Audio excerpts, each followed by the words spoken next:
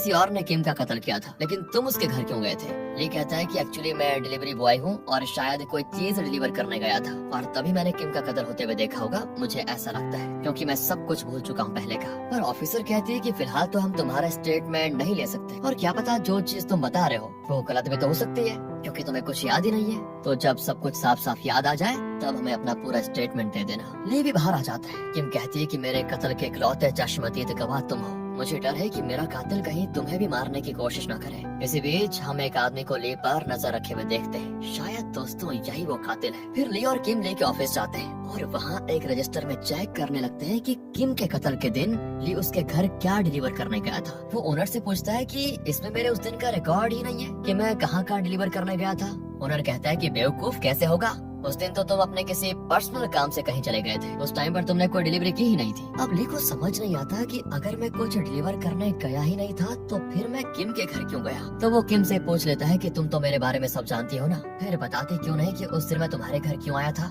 वो कहती है ठीक है, तो तुम सच जानना चाहते हो ना। कहकर वो ली के पास आने लगती है तो ली तो पीछे जाने लगता है और कहता है कि आगे मत आओ, पीछे नदी बह रही है, मैं उसमें गिर जाऊंगा, क्या कर रही हो। किम कहती है अगर तुम्हें सच जानना है तो इसके अलावा और कोई रास्ता ही नहीं बचा। ये कहकर वो ली को नदी में धक्का दे देती है। वो डूबने लगता है और मौत से लड़ते लड़ते उसे अब कुछ बातें याद आ जाती है। असल में ली उस दिन खुदकुशी करने के इरादे से इस नदी में कूद गया था। उस वक्त किम जो हाई स्कूल में पढ़ती थी वो वहीं पर बैठी हुई थी। वो ली को बचाने के लिए पानी में कूद गई थी। उसके बाद क्या हुआ वो फिलहाल हमें नहीं दिखाया जाता। यानी दोस्तों यही तो सस्पेंस है। अगले सीन में किम और ली तट पर पड़े होते हैं। उसे यानी किम को होश आ जाता है और वो कहती है सुनो सुनो, मैं जानती हूँ तुम जगह में हो, एक्टिंग मत करो, मैंने तुम्हारी जान बचा ली है और अब तुम्हारी जान तुम्हारी नहीं मेरी है, इसलिए आगे से कभी खुदकुशी करने की कोशिश भी मत करना, समझे। अरे खुदकुशी करना बुज़दिलों का काम है, बेवकूफी है ये कहकर किम वहाँ से चली जाती है और तब ली आंखें खोलकर देखता है, मतलब वो सच में एक्टिंग ही कर रहा था। किम भी झट से मुड़ती है तो वो वापस आंखें बंद कर लेता है, बहुत तेज। इसके बाद यहाँ से कई महीने बीत जाते हैं और अब किम ने अपना एक फ्लावर शॉप खोल लिया है। उसके ठीक सामने डिपार्टमेंटल स्टोर होता है और किम उसकी ओनर को फ्लावर्स देते हुए कहती है मैंने नई फ्लावर शॉप खोली है, तो अपने कस्टमर्स को जरा मेरी शॉप के बारे में बता दीजिए और प्लीज मुझे सपोर्ट कीजिए।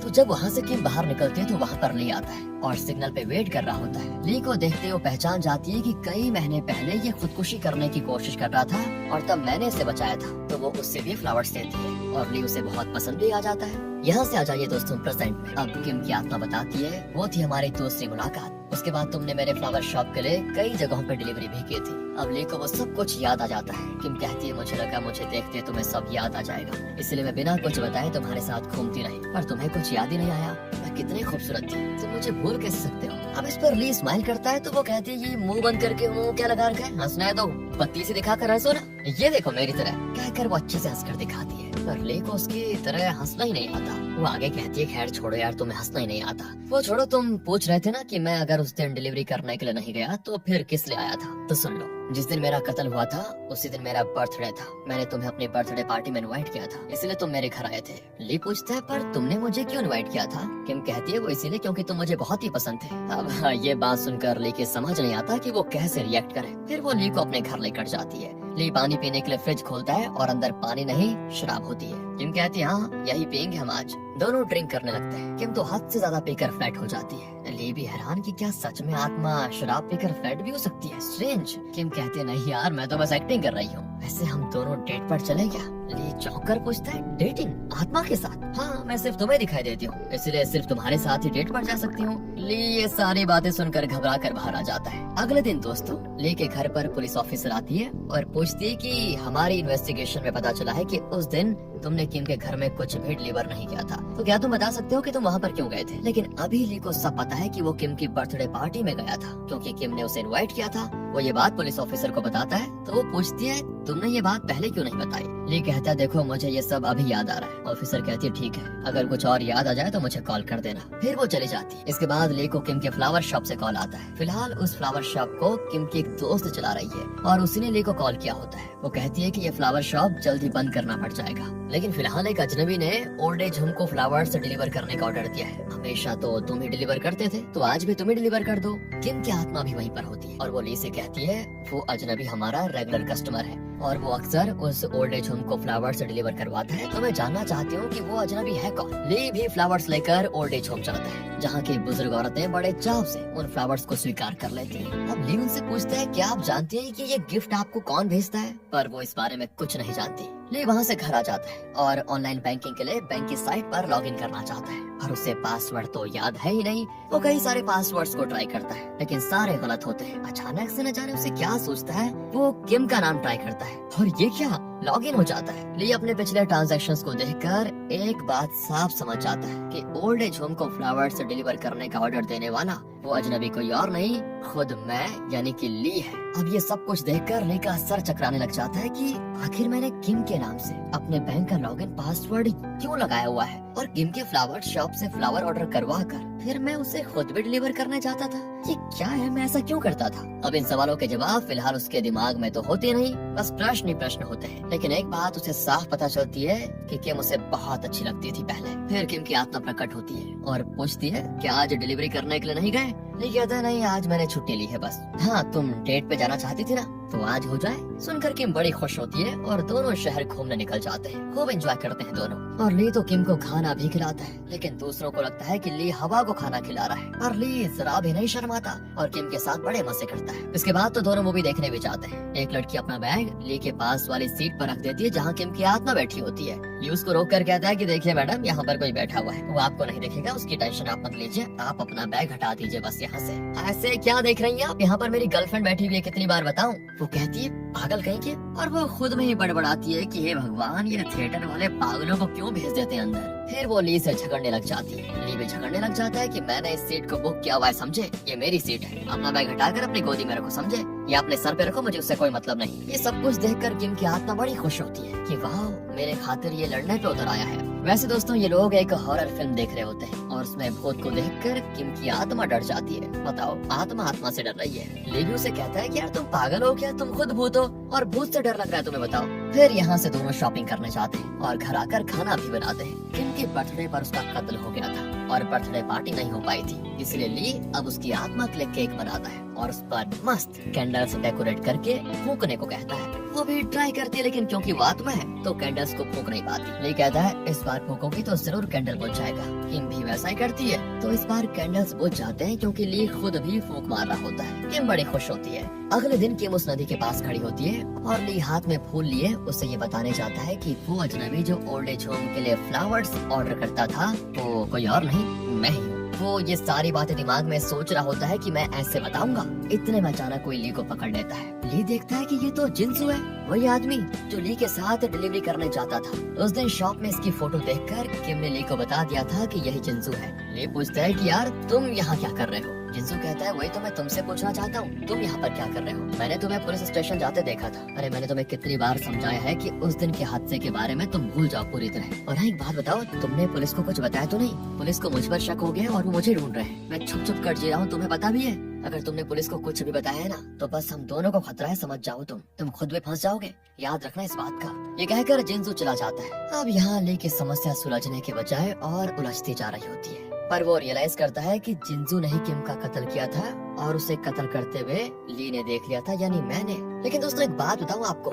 ली को कंफ्यूजन भी होती है कि अगर उसने कत्ल किया था तो फिर वो मुझे क्यों धमका रहा था कि किसी को कुछ मत बताना, तुम भी फंस जाओगे। और जिंसू ने अभी अभी जो कुछ भी उसे कहा, उसके आधार पर ली को कुछ बातें सोचती है और वो घर जाकर कुछ फोटोज को चेक करता है। उससे पता चल जाता है कि वो और जिंसू बचपन से एक साथ थे और एक ऑर्फनेज में पले बड़े हुए थे। पर किम के कत्ल के पीछे का सच जानने के लिए ली किम के घर जाता है। वहाँ जाकर ली को जो याद आता है ना, वो विजुअल में दिखाया जाता है। वहाँ मास्क पहना हुआ एक आदमी होता है जो कि जिंसू है। उसके हाथ में चाकू होता है और वो ली से कहता है कि यहाँ जो कुछ भी हुआ उसे भूल जाओ, किसी को कुछ मत बताना, कुछ भी मत। एंड जब ली को ये बातें विजुअल्स के साथ याद आती हैं, तो वो कंफर्म कर लेता है कि जिंसू ने ही किम का कत्ल किया था। फिर वो किम से मिलता है तो वो कहती है, बहुत ही जल्दी मैं हमेशा के लिए गायब हो जाऊंगी। ये कहता है, यार प्लीज ऐसा मत कहो, मुझे छोड़कर मत जाओ। तो वो कहती है इतने दिन जो मैंने तुम्हारे साथ गुजारे उसमें मुझे जो खुशी मिली है वही मेरे लिए बहुत बड़ी है, तो अब मैं ये दुनिया छोड़ने के लिए तैयार हूँ। ये कहता है पर मैं तुम्हारे कातिल का पता लगाऊंगा और उसे पुलिस के हवाले कर दूंगा, देखना तुम।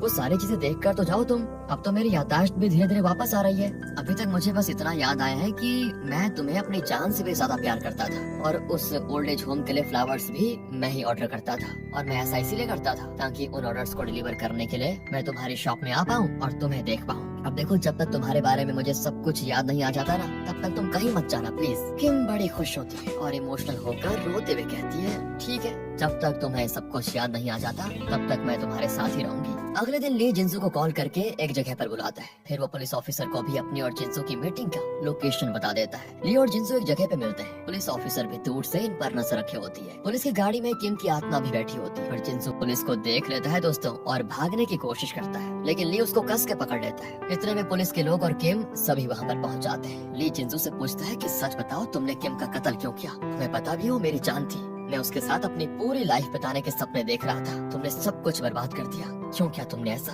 और दोस्तों अब यहाँ पे जिंसू एक शॉकिंग बात कहता है जिसे सुनकर सब बौखला जाते हैं। वो कहता है सुनो, खून मैंने नहीं तुमने किया था ली। क्या?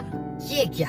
ये सुनकर पुलिस, किम और तो और खुद ली भी चौंक जाता है। और अब जिंसू के साथ ली को भी हथकड़ी पहनाकर उसको ले जाया जाता है। ली मुड़कर किम की आत्मा को देखता है जो रोने लगती है क्योंकि वो खुद भी नहीं जानती थी कि ली ने उसका कत्ल किया था। ली भी किम की आत्मा के साथ नजरें नहीं मिला पाता, बहुत ही गिल्टी फील करता है। पुलिस उसे ले जाती है तो वो किम की आत्मा के बीच से होकर निकलता है। किम की आत्मा दुखी होकर रोती हुई खड़ी रहती है। ली को क्राइम स्पॉट पर ले जाया जाता है और पुलिस ऑफिसर कहती है देखो अब करके दिखाओ कि तुमने किम का कत्ल कैसे किया था। और यहाँ पे ली को सब कुछ याद आ जाता है। तो असल में उस दिन किम ने ली को अपनी बर्थडे पार्टी में इनवाइट किया था और ली बड़ा खुश था, इसलिए उसने काम से छुट्टी ली और घर जाकर तैयार हुआ पार्टी के लिए निकला। तभी रास्ते में उसे जिंसू मिला जो किसी काम से जा रहा था और उसने ली को भी बुला दिया साथ में। पर ली ने कहा कि यार आज मुझे एक इम्पोर्टेंट काम है, लेकिन जिंसू नहीं माना और कहने लगा कि यार मैं एक जरूरी काम से जा रहा हूँ, लेकिन तेरे बिना वो काम मुझसे अकेला नहीं हो पाएगा, प्लीज चलना। ये सुनकर ली ने अपना इरादा बदल लिया था क्योंकि जिंसू को वो बचपन से जानता है और दोनों बड़े अच्छे दोस्त भी हैं। जिंसू इतनी रिक्वेस्ट करता है तो ली उसकी बात टाल नहीं पाता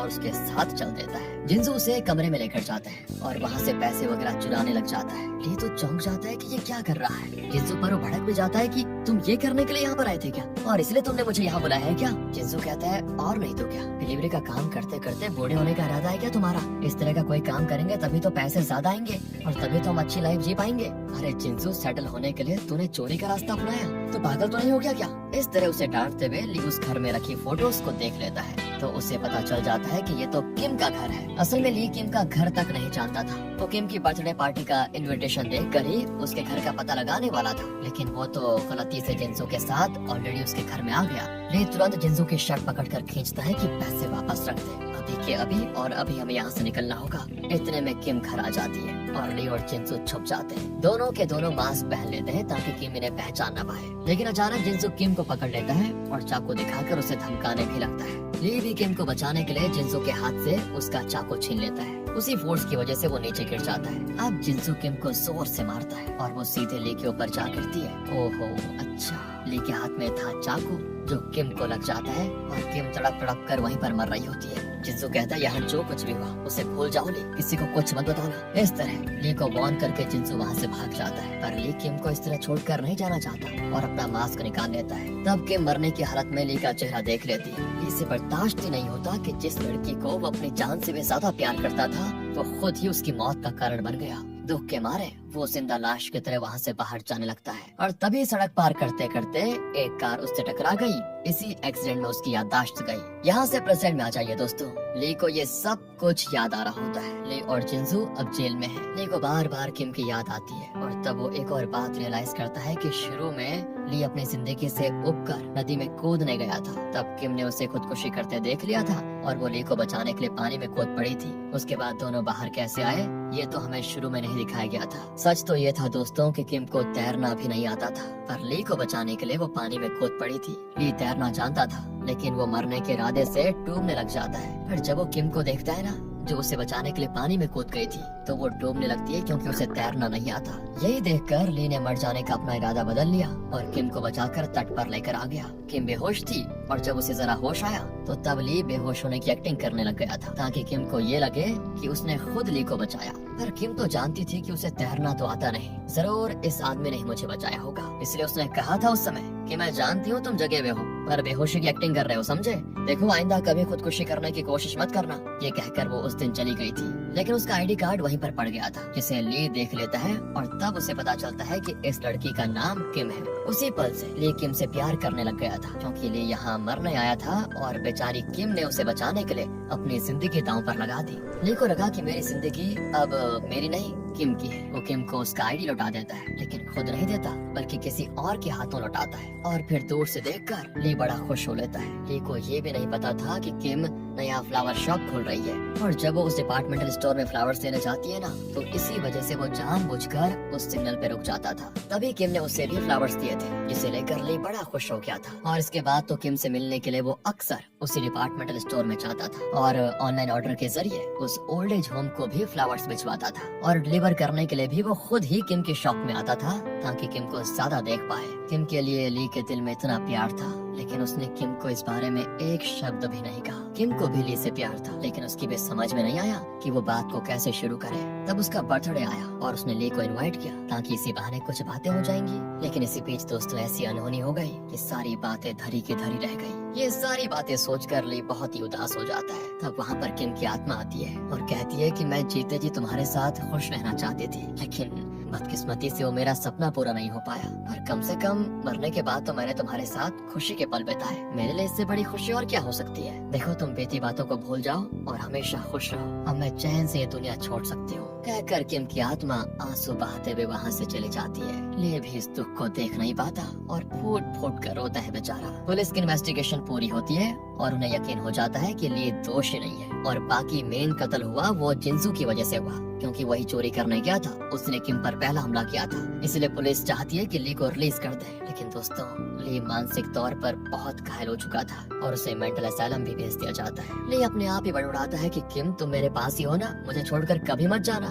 और असल में दोस्तों किम अब भी उसी के पास बैठी होती है, लेकिन अब वो ली को दिखाई नहीं देती। इसकी क्या वजह हो सकती है ये तो पता नहीं, पर हमें लगता है कि पहले किम को अपनी मौत का कारण पता नहीं था, इसलिए शायद उसकी आत्मा भटक रही थी और ली के जरिए वो सच का पता लगाना चाहती थी। लेकिन अब उसकी आत्मा को सच पता चल चुका है और शायद इसलिए अब उसकी आत्मा को मुक्ति मिल गई है। इसी वजह से अब वो ली को दिखाई नहीं दे रही। दूसरा रीजन ये भी हो सकता है कि ली को अपने किए का इतना ज्यादा पछतावा है कि वही पछतावा उसके और किम की आत्मा के बीच दीवार बन गई है और इसीलिए उसे किम की आत्मा नहीं दिखती। खैर कारण जो भी हो, सच तो ये है कि किम हमेशा ली के साथ ही रहेगी, अब उससे कभी जुदा नहीं होगी। वो ली से कहती है कि don't worry Lee, I am a ghost and always with you. इसी के साथ दोस्तों ये मूवी यहाँ पर खत्म होती है। ये ना बढ़िया मूवी। चलिए थोड़ी पर्सनल बात है, वही बस आपको अच्छी लग गई हो तो लाइक और थोड़ी भी लगी हो तो भी लाइक, बाकी सब्सक्राइब आप कर दीजिए। मिलते हैं आपसे अगली वीडियो में, ध्यान रखिएगा अपना।